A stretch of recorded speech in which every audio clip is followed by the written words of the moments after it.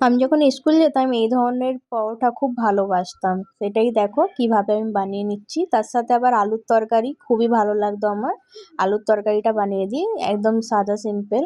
দেখো তেজপাতা, শুকনো লঙ্কা, পাঁচফোড়ন দিয়ে দিয়েছি। দিয়ে অল্প হিং দিচ্ছি এতে। হিং দেওয়ার কারণ কেন কি তরকারিটা আমি নিরামিষ করব আজকে। ওই জন্য হিংটা দিলাম। আলুর তরকারি খুব ভালোই লাগে, আলু চচ্চড়ি যেটা বলা হয়। বেশি ভাজতে হবে না আলুগুলোকে, হালকা একটু নেড়ে চেড়ে এবার অল্প একটু হলুদ দিচ্ছি এটা কালারের জন্য। সাদাও রাখতে পারো, সাদা আলুর চচ্চড়ি খুব ভালো লাগে, বাটি চচ্চড়ি যেটাকে বলা হয়। এবার টমেটো আর নুন দিয়ে আমি জল দিয়ে দিলাম বেশ কিছুটা। এটা ঝোলটা বেশি একটু হলে তবেই ভালো লাগে আলুর তরকারির। ধনেপাতা দিয়ে দিলাম, টমেটো ধনেপাতা দিলে খুবই ভালো লাগে এটা। এই আলুর চচ্চড়িটা বাটি আলুর চচ্চড়ি স্কুলে এরকম নিয়ে যেতাম, খুবই ভালো লাগতো আমার। তো আজকে মনে পড়ে গেল অনেকদিন পর, ওই জন্য বানিয়ে নিলাম।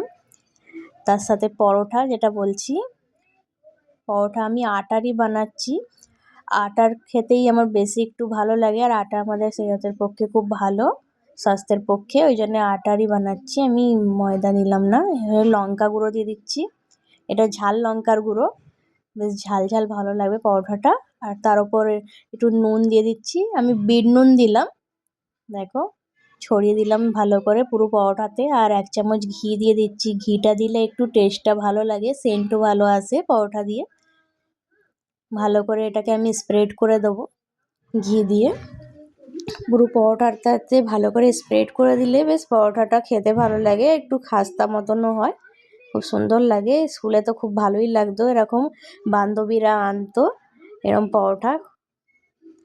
দেখো 3 কোনা করে আমি ভালো করে বেলে নেবো, একটু কালারটাও চলে আসবে লাল লাল মতন।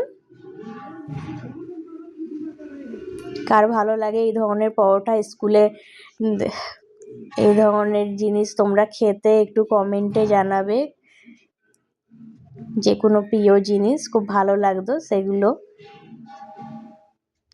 দেখো পরোটাটাকে ভালো করে ভেজে নেবো মুচমুচে করে। ভালো করে ভেজে নিলে খুব ভালোই লাগবে লাল লাল করে। পরোটা তো খুবই ভালো লাগে আমার, রুটির থেকে পরোটাটাই বেশি ভালোবাসি। আজ অনেকদিন পর মনে পড়ে গেল, আমি বানিয়ে নিলাম। তেল ছড়িয়ে ভেজে নিলাম, তোমরা চাইলে ঘি দিয়েও ভাজতে পারো। এই পরোটাটা বানিয়ে দেখবে, খুবই সুন্দর লাগে খেতে।